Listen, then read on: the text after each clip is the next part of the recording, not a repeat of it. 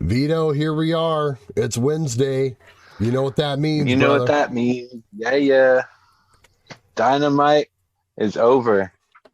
Here we go. It Here is we are. the Brandon Vito recapping the AEW Dynamite for June 1st, 2022. June. Man. It's Can already you believe June, it? dude. We're halfway through this year. It's ridiculous. Man, all right. Now that we know it's June, let's move on. Let's do half Christmas on the show. Uh But yeah, man, here we are. Vito TV, Pro Wrestling Planet. We're talking about AEW Dynamite like as we do. Vito, this show was awesome. It was great. I It was think, great. dude, this You're not gonna hear me say nothing bad about this. bro, Spoilers. I tell you what, man, as a whole, I was so impressed with this. This is really Yep. like one of the, I enjoyed this show so much more than any Yep. like televised wrestling show I have in a long time. Me too. This is a really good show. Dude. All over. All Yeah. top to bottom, good show.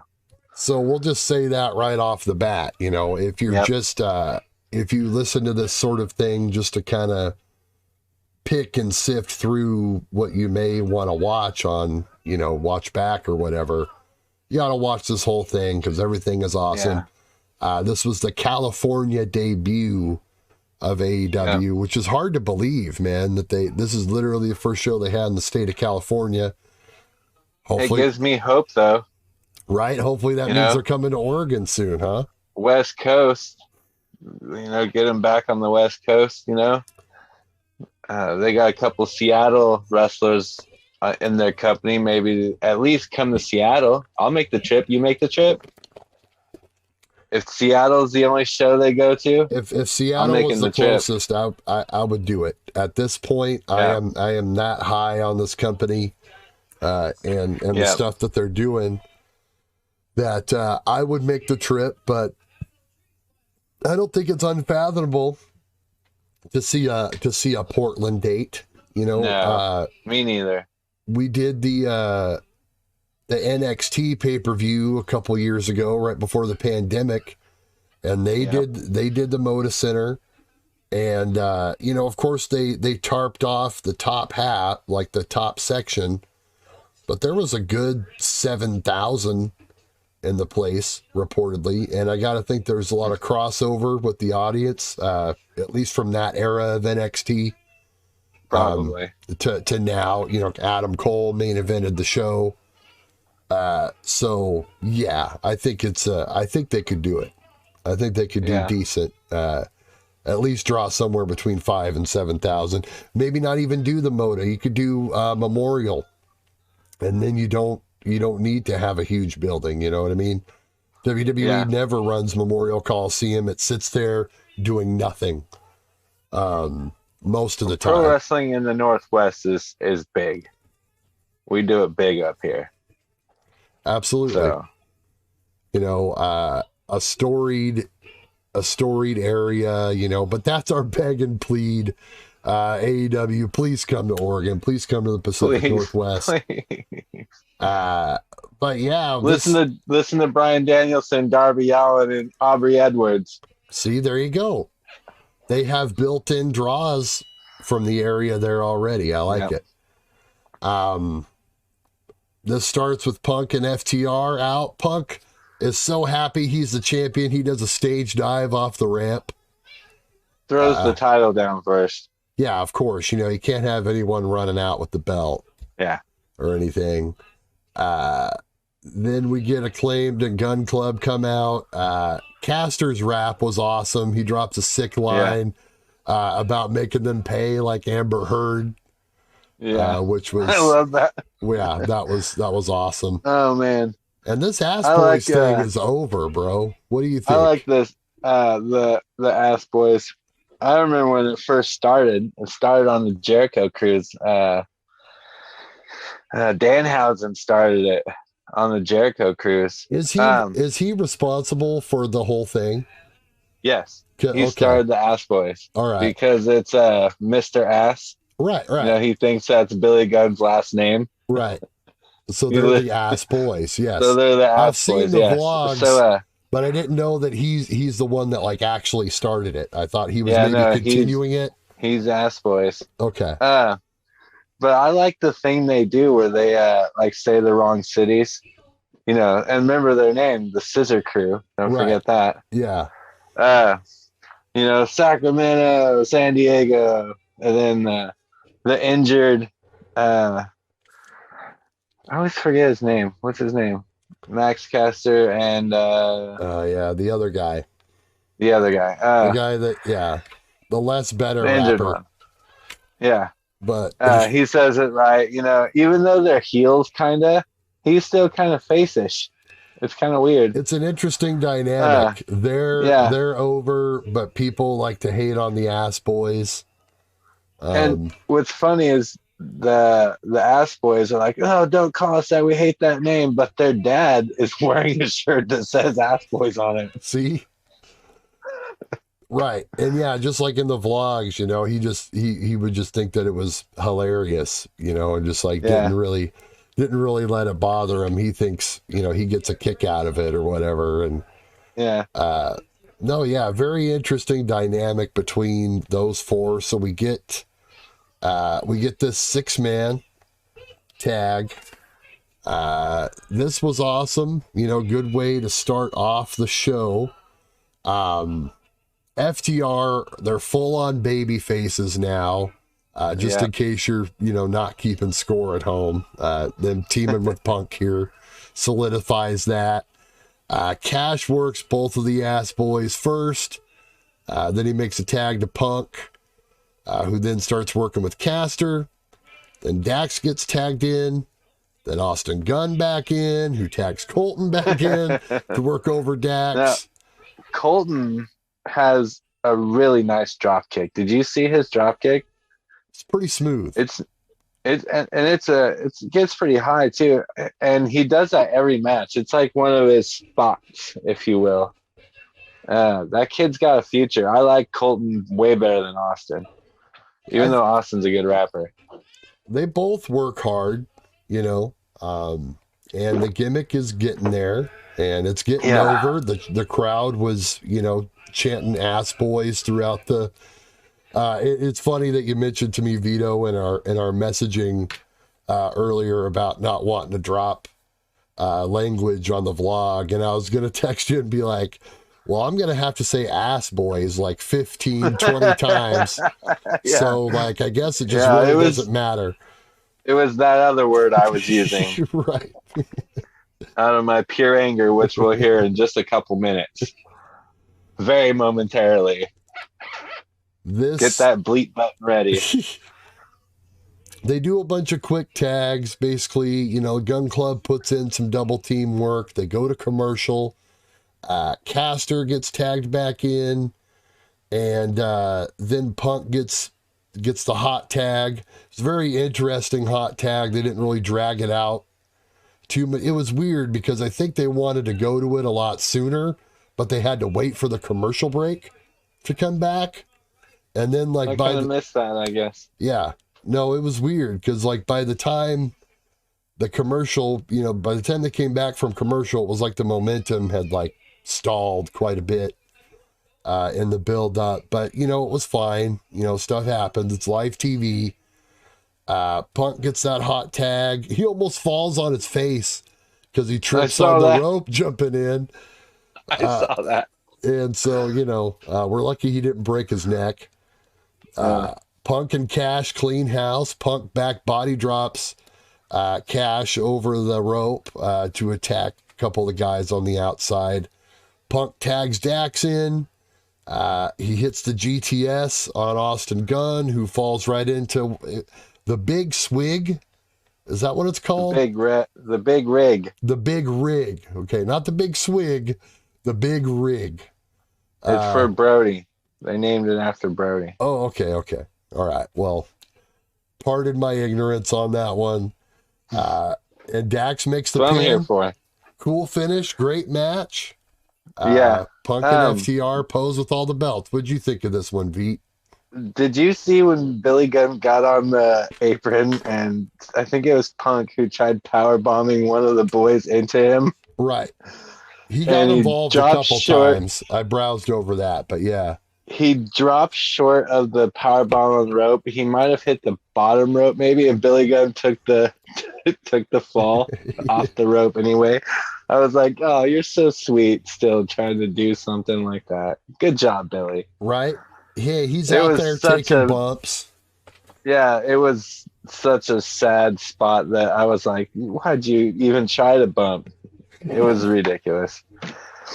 And did you see Caster put the leg up like he was going to put a sharpshooter on Dax? Yes, they did a tease of the sharpshooter as well. And Punk's eyes were about to blow up out of his head. Right. And I was like, oh, the only thing that came up with on me, I was like, Punk's, when his eyes open like that, I was like, oh no, another shitty sharpshooter. Right. Please don't. But then on the other hand, if he would have been if he would have been the only guy that actually pulled it off all week, oh yeah, that would have been something else as well. Yeah, that would have been something. But no, this was awesome. After the finish, I do want to say something quick and weird happened before the angering thing happened for me. When Dax was on the microphone, he said something about Finley. Did you catch that? He said Finley. Really? Yeah. I assume he's talking about David Finley. But as a tag team, his old partner was Juice Robinson, but now he's part of Bullet Club. So Finn Juice isn't a tag team anymore, I think. I don't think David Finley joined Bullet Club. But for some reason, I heard Dax say the word Finley. So, I don't know. I just want to throw that out there. Now you can... At some point, they announced Finley versus Page for next week, I believe. Yeah, I know. Yeah, that was towards the end. I thought that... They announced a lot of matches for next week. We've got a loaded Rampage and a loaded Dynamite. I didn't write all those down, but they started rattling them off throughout the night. Yeah. But after Dax, go ahead. Say what happened. Well, they did... they do a promo, FTR, and I didn't, like you, I didn't really catch what they said because my kids were talking. And I was just... And then all of a sudden, Punk had the mic. And then we get Tanahashi. So we were both wrong, Vito. No. Punk yells. He yells, I know you're back there, Forbidden Door. That's what he says. He says, I know you're back there, Forbidden Door. Okay.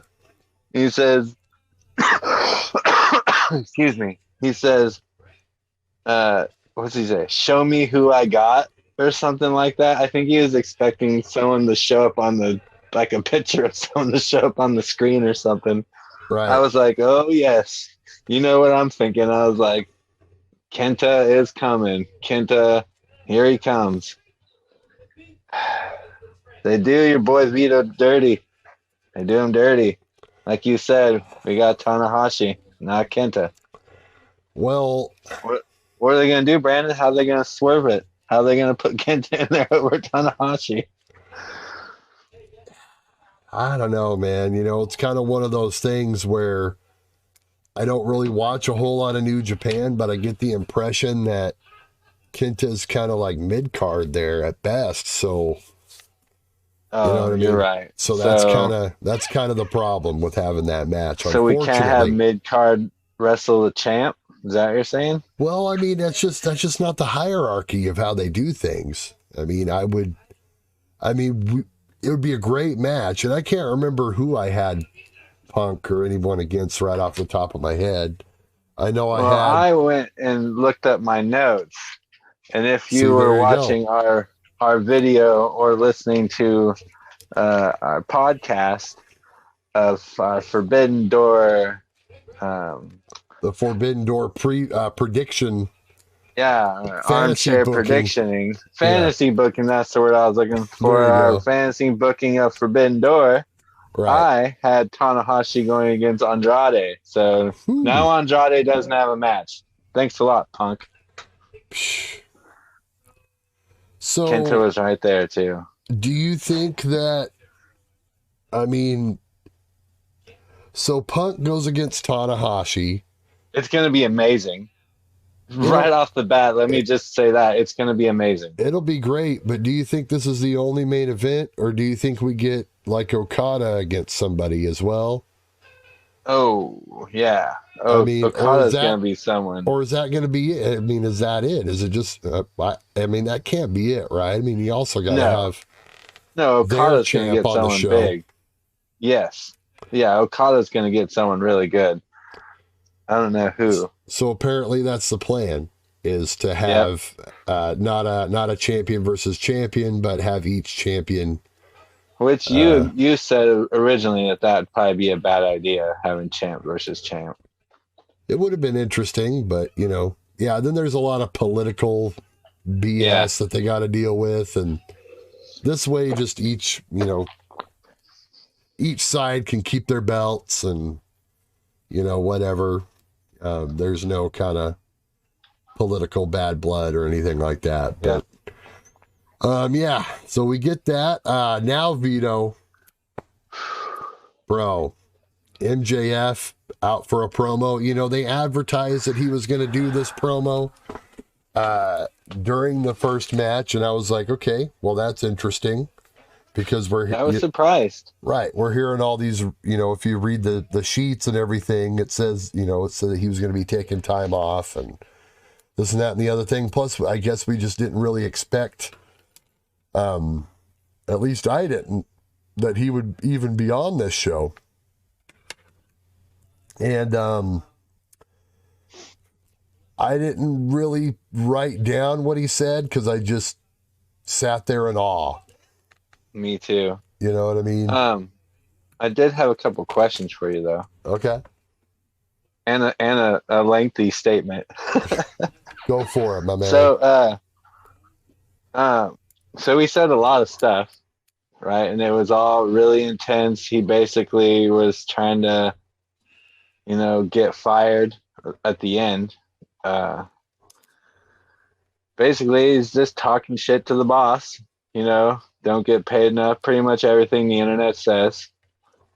What it all boils down to, Brandon, I gotta ask you: shoot or work?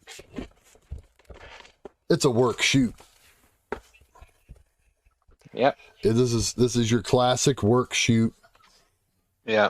They're definitely taking this and using it, which is a smart idea. Yeah, it can't be 100% shoot, or he wouldn't have a mic in the ring with a camera on him. Yeah, absolutely. Because he was out there for a long time. He was out there for so long with some dramatic pauses that I was waiting for a New Japan guy to come down. Right. I was starting to run through my head. I was like, who can wrestle him? Yano? Who can wrestle him? I was like, Yano is the one that kept running through my mind. I don't even know if he was my predicted guy. I just wanted to see Yano come down there and kick the shit out of him. Right, somebody. But no, it was brilliant, and like I had mentioned to you earlier, before we got on, this was really the impression that I got after it was over. Was like, this was really like the pipe bomb on steroids.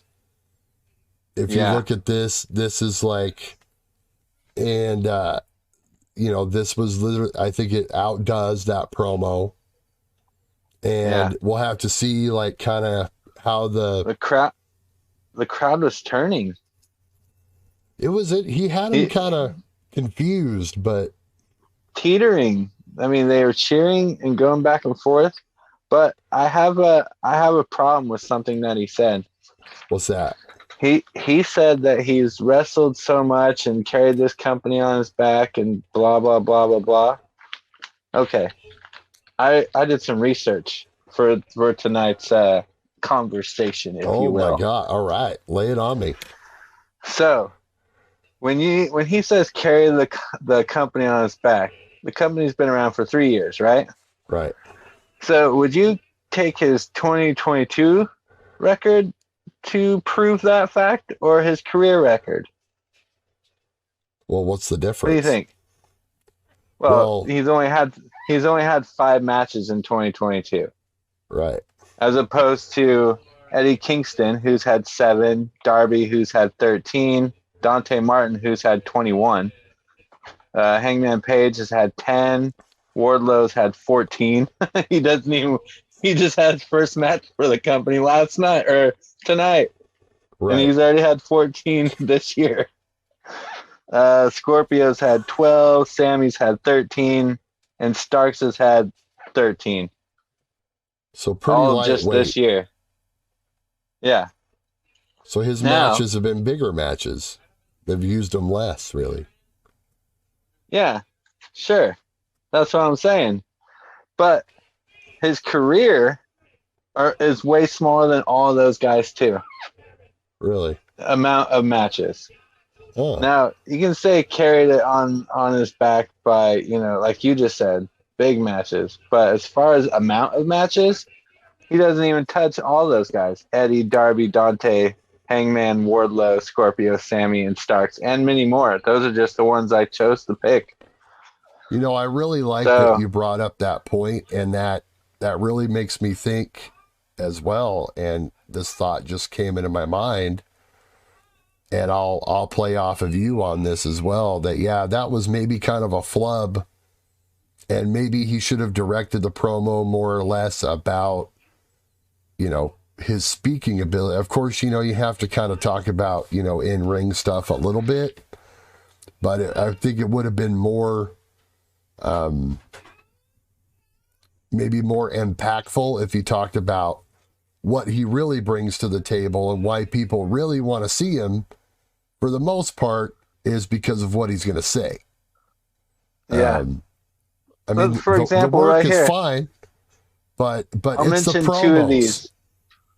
Okay, hold on. I'm seeing a pattern here.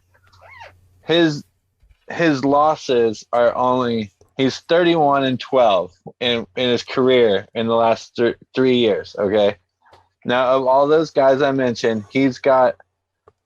That's 1, 2, 3, 4, 5, 6, 7, 8. 8 guys that I just told you the numbers for right. This year's, right?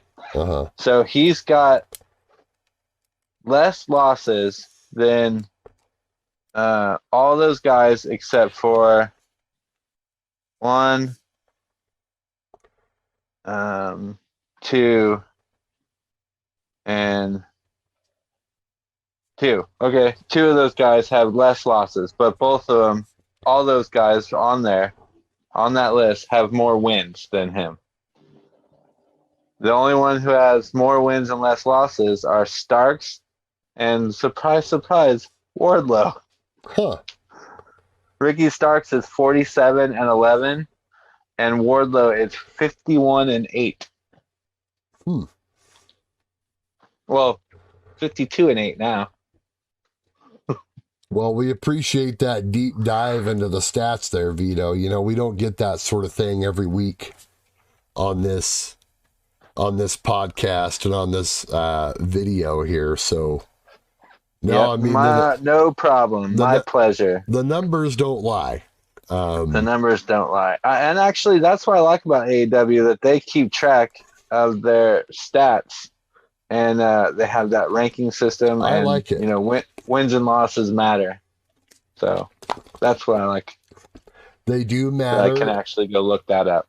And they keep track, and it's like, it's actually a real thing, not like the Goldberg, streak that would get inflated by like 12 in a week's time. You know what I mean? It's like, what did he, you know what I mean? No, every guy he beat, like if he beats, 4 guys in a row, that's, that's part of the streak. The 4-on-1 match, that counts as 4 guys. So we went from an exciting promo to an exciting return. Tell them all about it. What do we get? What do we get? We got Miro, baby. Whoop, That's whoop. right. Johnny Lee Redeemer. Miro. It was weird because they show this like backstage promo where he's like talking about God and all this stuff. And then it's weird. And then the announcers kind of act like, oh, well, Miro's going to be a problem for some people down the road. And then, like, it was almost like they didn't know that he was actually coming out. It was just weird. But, yeah, I didn't makes his know return. if he was coming out either. I was like, is this like a vignette for next month? And all of a sudden it's like, oh, no, he is coming out right now. Okay. That was really interesting. At first I thought, I'm like, why are they putting this vignette in the middle of these entrances? Are they trying to be like Raw now with all these like pointless like video packages in between the entrances? And we're gonna make the person wait in the ring for 20 minutes while we do video packages and commercials before the match even starts. Nope. We didn't get that. This was a nice, quick little number. Vito, take us through this. I didn't really take much down. What caught your eye about this match? I know there was one thing that Johnny Elite did. He did like an off the top rope. Oh no, he did something. I think it was off top rope, but Miro moved. And then as he was landing on his feet, he ended up I think he stepped on Miro. And then Miro just rolled on through it and then went and grabbed him like it was nothing. I saw that. I was like, did he actually step up? Yeah, I'm pretty sure he squashed right on his leg, like on his thigh, I think. Right. So it looked like a botch, but he rolled out of it. Yeah. And saved it. Just went on through. Yeah. It was a good match. It was not a squash match, but it was a good match, I thought. It was short, but they still did kind of a 50-50 deal. Johnny looked good, but Miro gets the win with the whatever he calls it now. Super painful looking submission. Game over. The accolade. No, that's not what he calls it anymore, right? Game over. Game over. It's called game over. Yeah. Okay. Well, there you go. It's when he bends back, man. And he falls back with it. It's the camel clutch on roids. So painful. Yeah. So no, I'm excited for what they're going to do with Miro. They really need to just put him into the upper tier.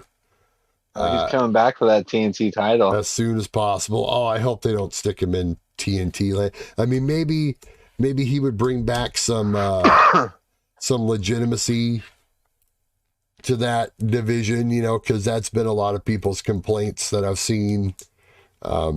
Feedback in general. I don't have a complaint with the TNT title. I like it just, hovering where it's at. I don't think that the changing back and forth between Scorpio and Sammy is a bad thing. The matches were great.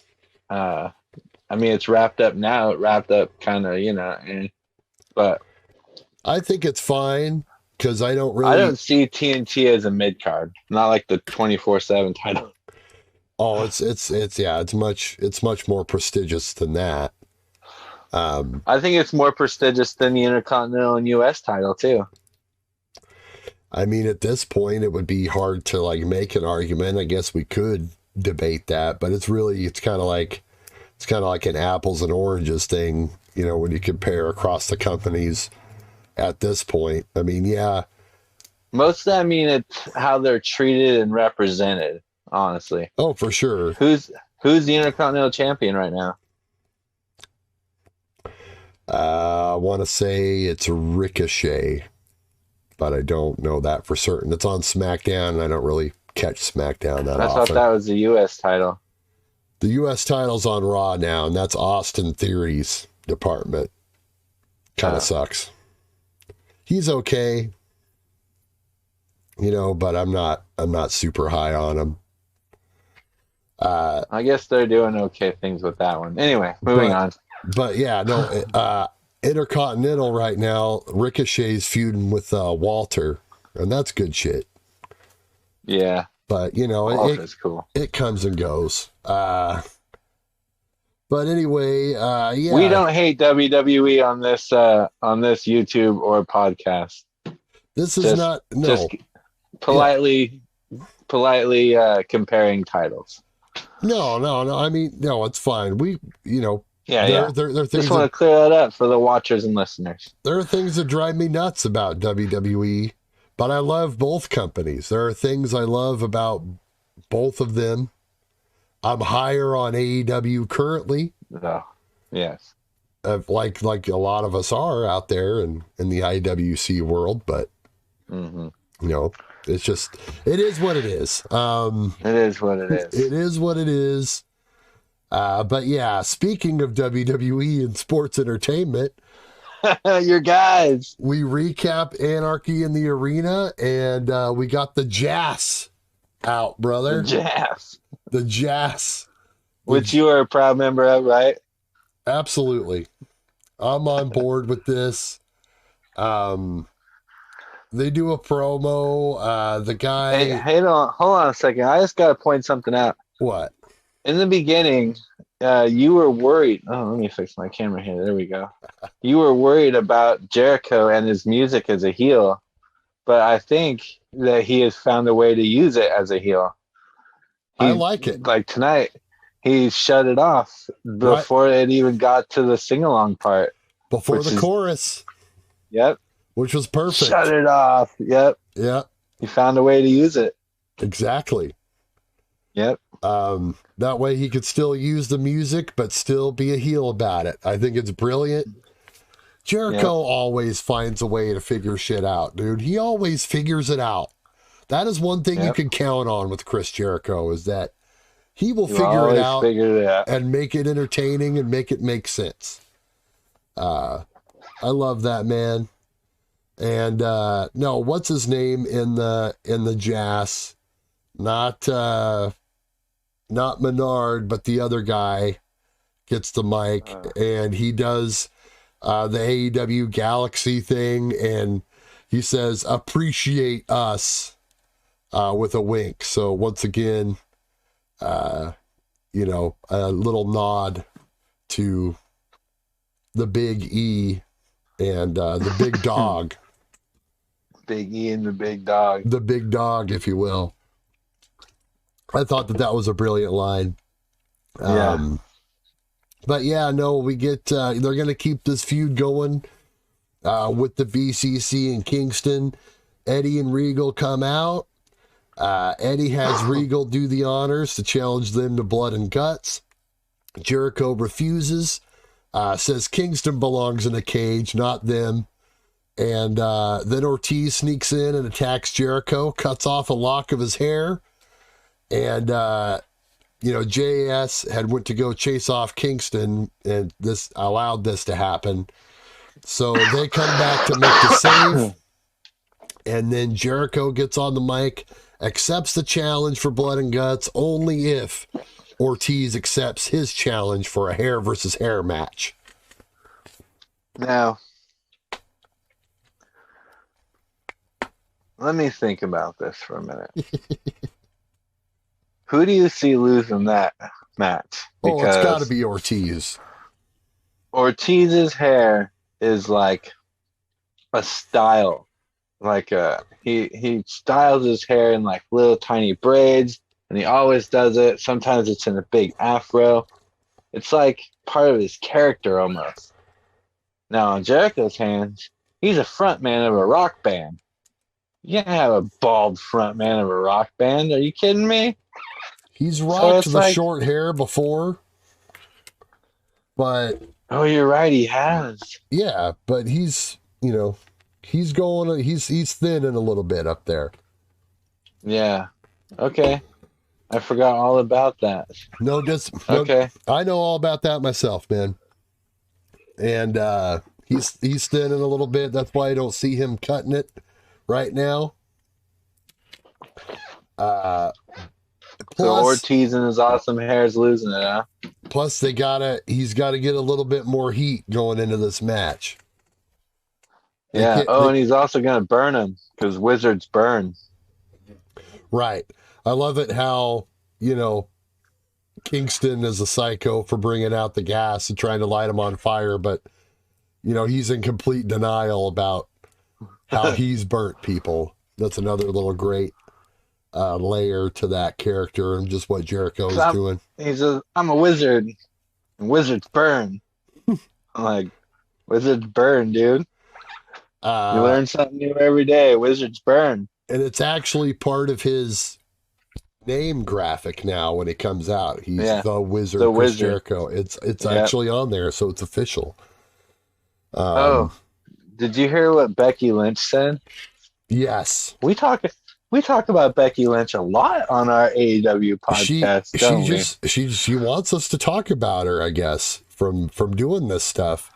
I was actually watching Raw the other night when she made those comments, and I heard her say the wizard thing, and I was like, really, Becky? You're gonna copy Jericho? And then she changed it to the magician thing. And I was like, oh, well, okay. And I really wondered if she got fed that line or if it was something she came up with on her own. And then she was like, I'm just going to switch it. Yeah. She kind of came out with that in the tweet. She said, I liked that line better. So that was kind of insinuating that she had been fed the wizard line. But yeah, pretty interesting stuff. We get a backstage segment with the Jay Lethal stable taking out Samoa Joe with a chair. Wrapping his arm in the chair and then throwing him into some shit backstage. So on the shoulder. Right. Further hurting that shoulder of Joe. So we're going to continue on with that. And then we got the, 10-man tag? Matt, Darby, Jungle Boy, and Lucha, Christian, against Bucks, Red Dragon, and Hikuleo. Yeah. Vito, take us through this. I was kind of in and out on this match, but it seemed like it was just fine. It was nice. It was really awesome. I liked that there was a tag between Christian and Matt Hardy, not Darby Hardy, but Matt Hardy. There was a TLC callback TLC callback moment tag, and then they discuss it if they, you tag me, we're cool, we know each other from the past. Cool, let's talk for a second.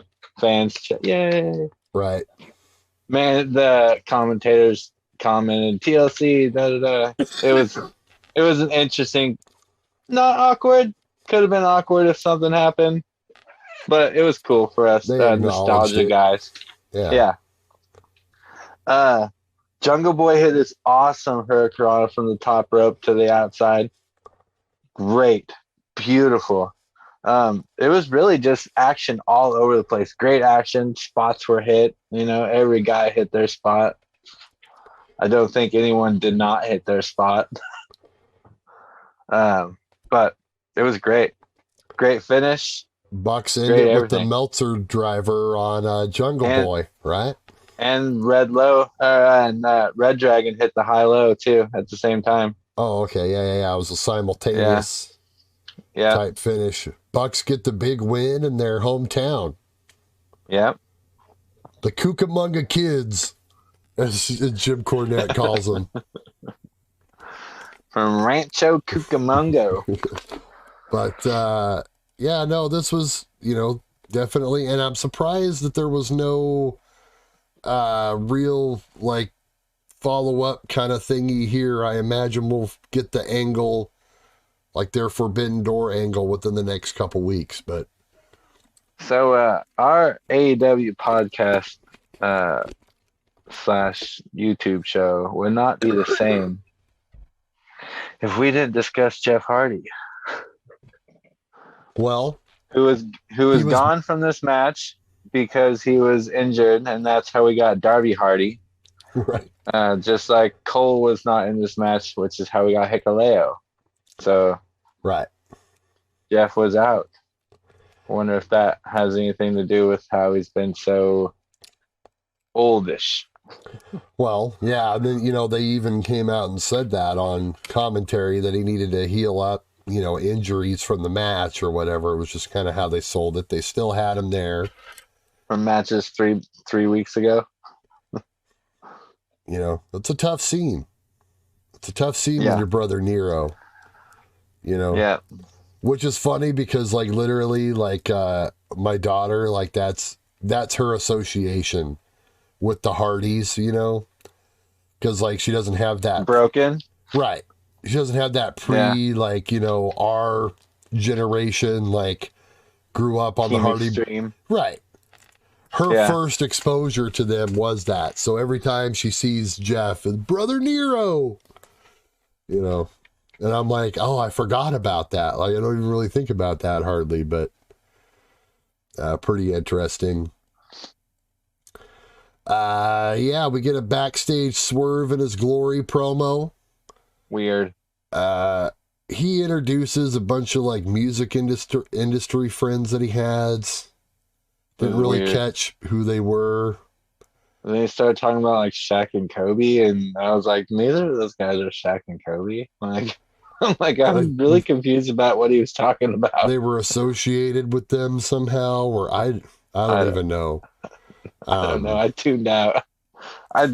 My note for that is Swerve announced a lot of people.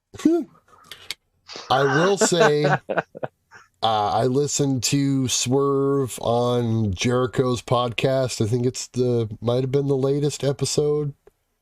Go check that out. It's a good listen.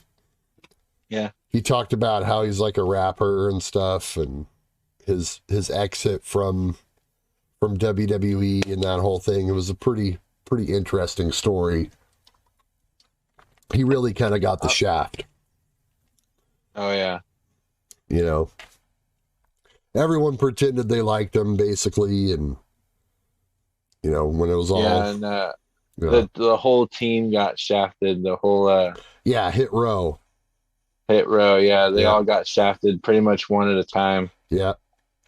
Just weird. Just weird how they do things like that, but... so that's, go check that out if you get a chance. Then we get Athena to the stage for a Shivani promo. She says she's going to be the one to break Jade's streak. She gets interrupted by Jade and her crew, including Hathaway, who does some talking. Including Smart Mark Sterling. Sterling was not there. We'd see him later, though, which was interesting.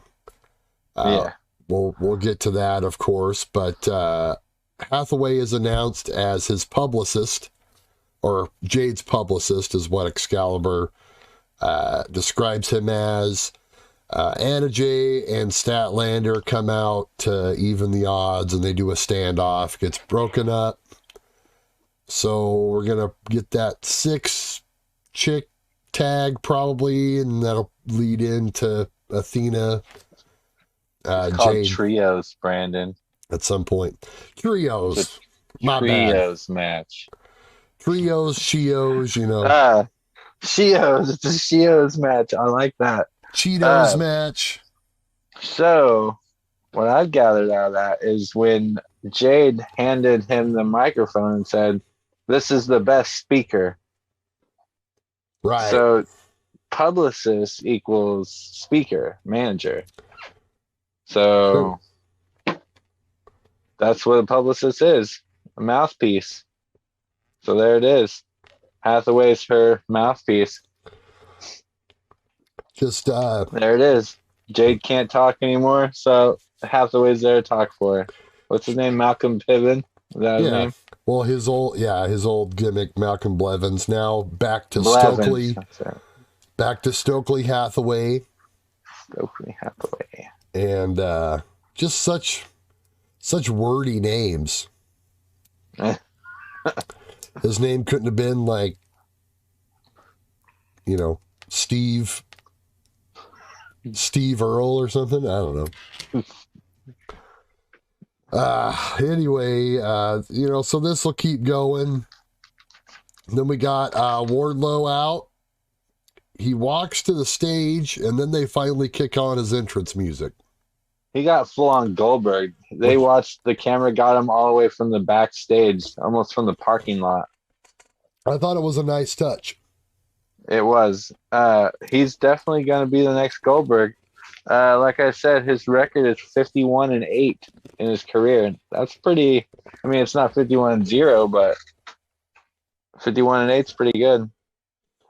He completely squashes JD Drake. JD Drake should get like the Jobber of the Year award at this point, basically. Yeah. He's carrying on the tradition of Barry Horowitz.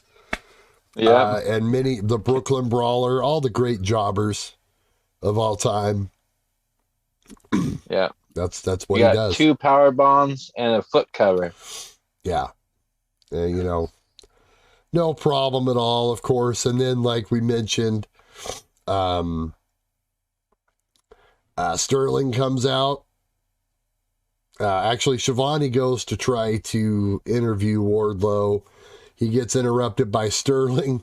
Says that him and the Security Guards Union of America, or whatever he referred to it as. I went back and I rewound it so I can write it down. Yes. Okay. American Arena Security Professionals. American Arena Security Professionals. Yep. And it's official, baby. Okay. The AASP. I'm glad you got the exact acronym, Vito, because he has a staff guy serve Wardlow the papers, and says he's suing his ass and he'll see him in court. Did you catch Wardlow when the security guy got in the ring? He grabbed the microphone from the Shivani and said, "This guy doesn't watch the product." Put the microphone down. I heard him say that, but was he talking about the security guard? Yeah, he was talking about the security guard getting in the ring. Oh, okay. He looked at the audience. He's like, "This guy doesn't watch the product." Yeah, this guy doesn't know what he's in for. Yeah, he don't know what's about to happen. Oh man, I popped for that. Yeah, that's funny. And ultimately, that's what happens. He gets power bombed. Yeah, and so we're gonna keep this going with him and Sterling.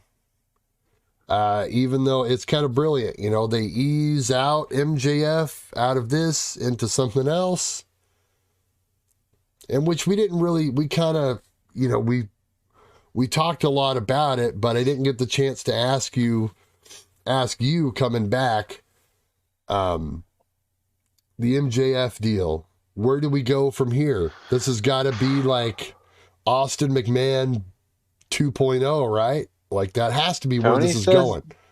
Tony doesn't get on TV.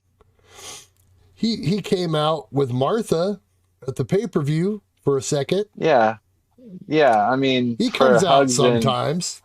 Yeah, but not on the microphone. He's not a character.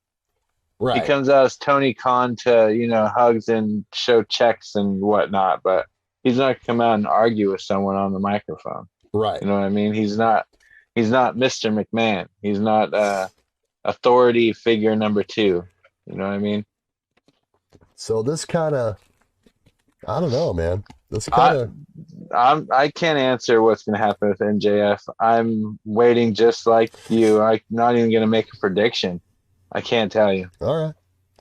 We'll let it play out. I don't know. I really can't say I have an answer to that either. I'll make a prediction for anything else except for MJF. All right. Well, my original point was they found a way to ease MJF out, but keep it going with Sterling. So now Sterling can just kind of be the guy that feeds dudes to Wardlow, kind of. Maybe Spears is next for Wardlow. Possible. I mean, he wasn't there tonight, but I mean, that's still left over. That's possible. MJF is obviously doing something totally different than, say, Pinnacle. He's in his own. This is something totally different. So, so that leaves Spears kind of off on the side, and he's still got unfinished business with Wardlow. That'd give him something to do. Yeah. Because, I don't really know what else you do with him at this point. You kind of just have to move him away and hope for the best. Yeah. But they could lead to that, of course, or it could just be kind of a throwaway TV match and they move Wardlow on to something else. Really, either thing could happen. Yeah. Then we get Scorpio Sky backstage promo, Dante Martin.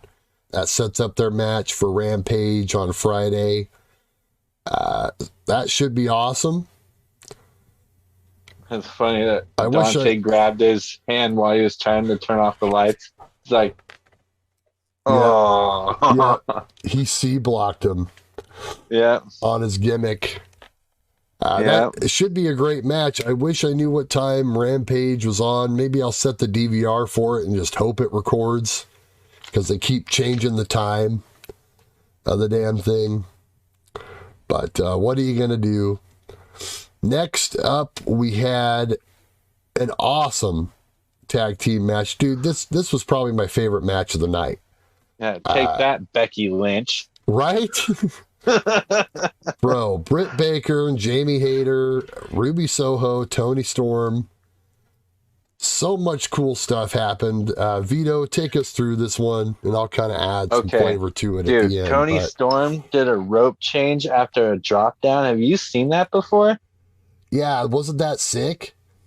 Have you ever seen that before? I've never even seen that before. Britt Baker does a drop down, and she runs off the other side. Britt Baker looks up, boom, takes a drop kick right in the old choppers. There's a couple spots that I can't say that I've seen before. A couple of things they did to the outside, too. I was just about to say that. Yeah. Ruby, top rope, Jamie Hayter on the outside. Ruby dives. Jamie Hayter supposed to catch her in a crossbody. She did not catch her. She took that. Jamie Hayter took that whole thing. They splashed straight to the ground. Yeah. She looked like she caught her, but that whole momentum went straight to the ground. Oh yeah, no, her head.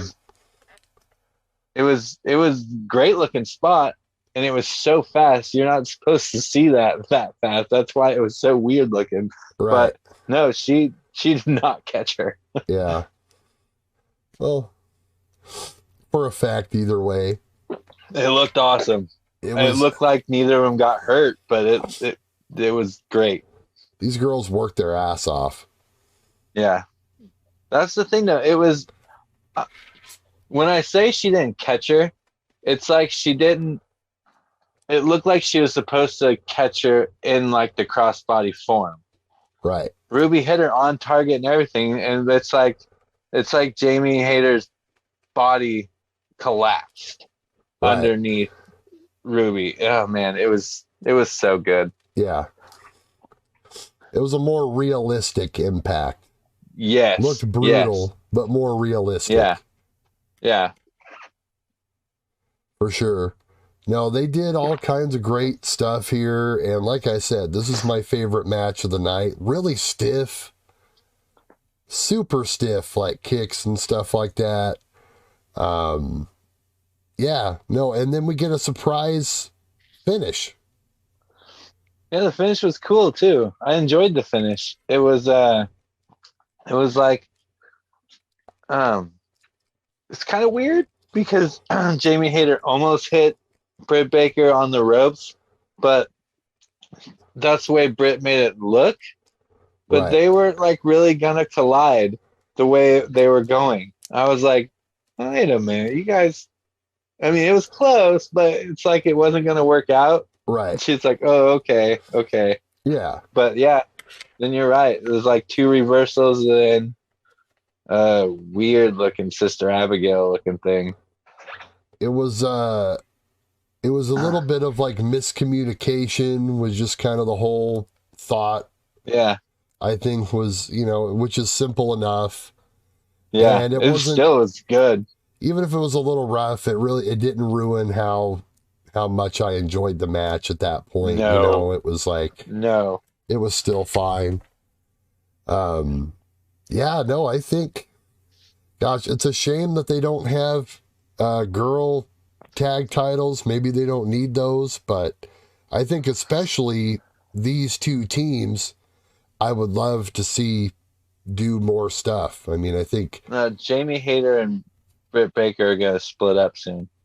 Ooh, okay. It's strange to me that they still are together now. I mean, I think it should be less than a month before they're split up. Like they started pre-building that, but kind of cooled off on it. Yeah, it's one of those things. Which I think they're gonna just do it because they cooled off on it. I think it's just gonna be one of those type things where it's just gonna pop out of nowhere. Okay. All right. Well, that's fair. Yeah. So Ruby hits the finish on what's it? Would they say the name of that was Destination Unknown? Destination Unknown. Yeah. Just taking it from the song. Like a good sharp Sister Abigail. Absolutely. No, and I was surprised that Ruby got the win here, but like you said, maybe that plays back into the split between Britt and Hayter, but they did get their heat back at the end. Yes. Hayter came in with the Owen Hart cut belt and clocked them both out, and the heels, even though they lost, they ended up standing tall. Yeah. Britt Baker came in and got her belt from Jamie Hayter. Didn't have the type of look I thought she'd have from taking the belt from her. Right. But still had a little bit of a look. That's my title. Not much. Not much of a look, but still a glimmer of a look. It's my title, ho. Yeah. It's my title. Give me back my baby.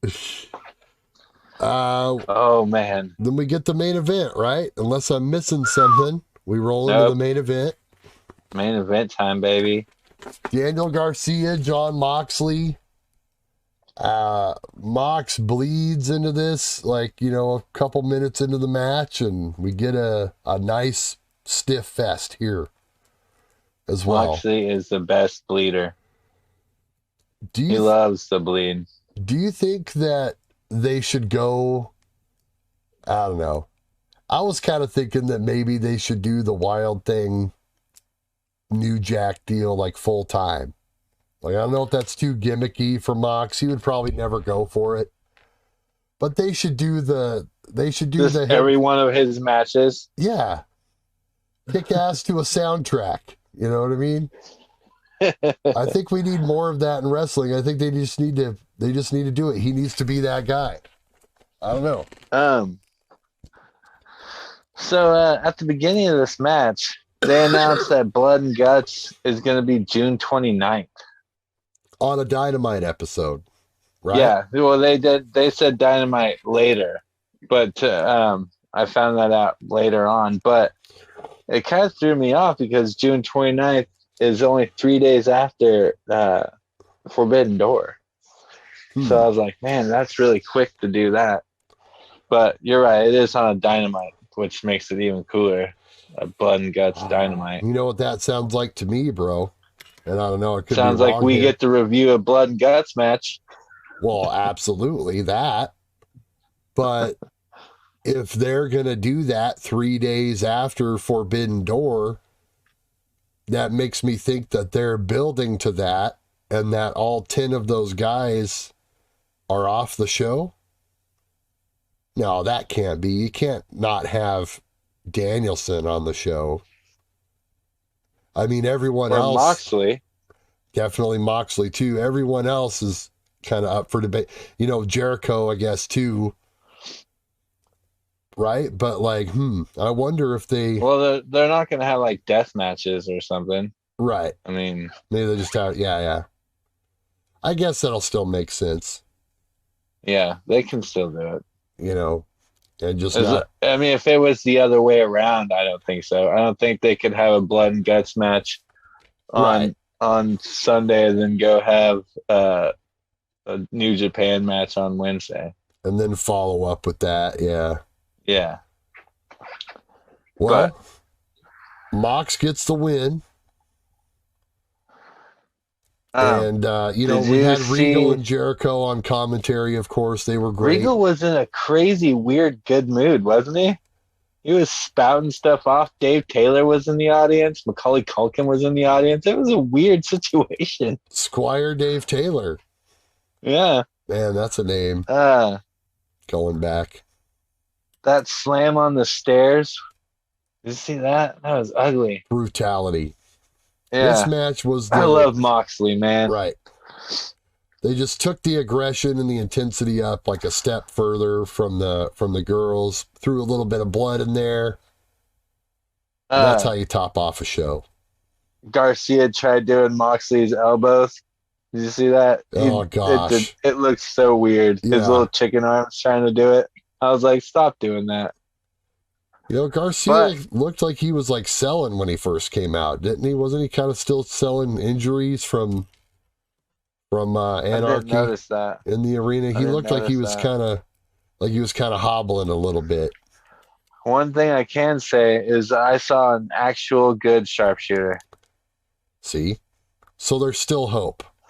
Finally, someone put on a decent sharpshooter. So, but the Bulldog choke wins after a sweet paradigm shift. Well, it really couldn't have ended any other way. But yeah, Mox gets the big win, and this stuff continues, and we have When Mox said he was down for the blood and guts too. Well, we've already accepted Mox. I'm glad you're. Yeah. Yeah. Your homies accepted the challenge for you, but there you go. Oh yeah, and then we got they did some extracurricular stuff. Kingston got his hands on Jericho for a bit, right? He was beating up somebody outside. I was trying to get the pod ready. It's always Jericho came out and tried to distract him, and Kingston came out. Yeah, there was all that. I was so distracted by Moxley, and God, he really is so good. There's bits and pieces of the end that get lost on me because, you know, just trying to get everything ready to send you the call and all that. But regardless, awesome episode of Dynamite. Go and watch it. Watch the whole damn thing. Vito, what are you rating this thing? Man. You know, I was thinking all the way through it, knowing that you were going to ask me this question at the end of it. I was like, man, can I really give this thing 5 stars? I mean, 5 stars is a perfect thing. I mean, so I'm going to give it 4.75 stars. Just because the Scissor Crew is on there, so they lose a quarter of a star. Okay. For the Scissor Crew. Well, Vito, you know, and the Joe's shoulder thing. I don't understand what's going on with that. They're gonna have to get me more into that Joe's shoulder Sanjay Dutt thing. It's just weird because it seems like that's going to be like Ring of Honor stuff, but it's still like it's taken up like, you know, quite a bit. I don't know, not a lot of time on AEW TV every week, but it's just kind of weird. Tony's committed to pushing this ROH thing, so which is great, and I hope that they finally get some kind of a plan soon. I'm 100% behind, but it's weird. You know, with the Warner Media executives in the house, which is a real thing. I had heard that, you know, MJF made that comment in the promo about how the higher ups were there.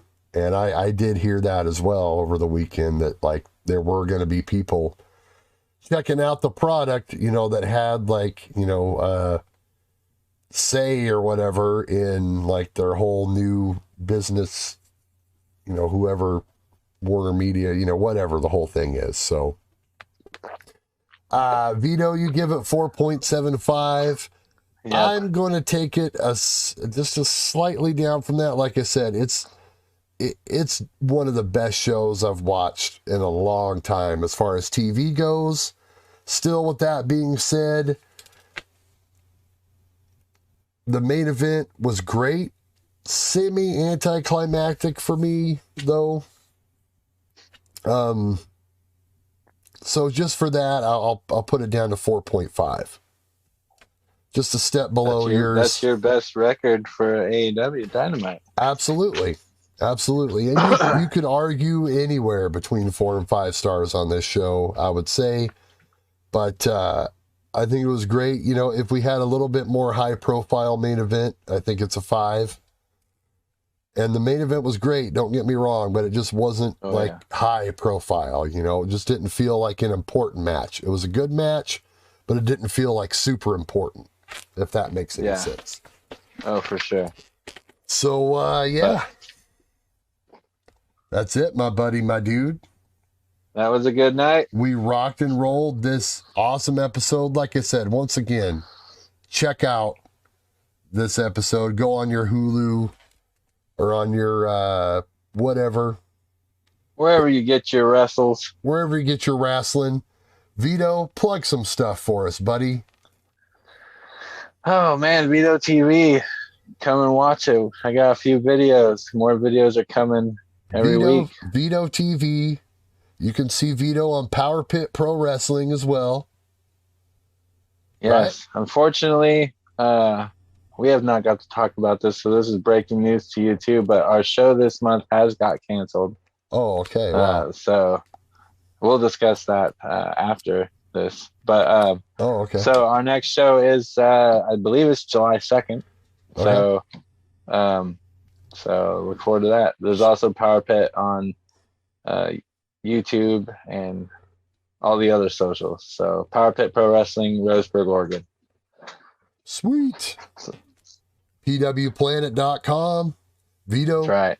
Give me some love. Give me some Wolfpack, and we are out of here. Where we at here? Oh, there we go. We'll see you next week. Ah!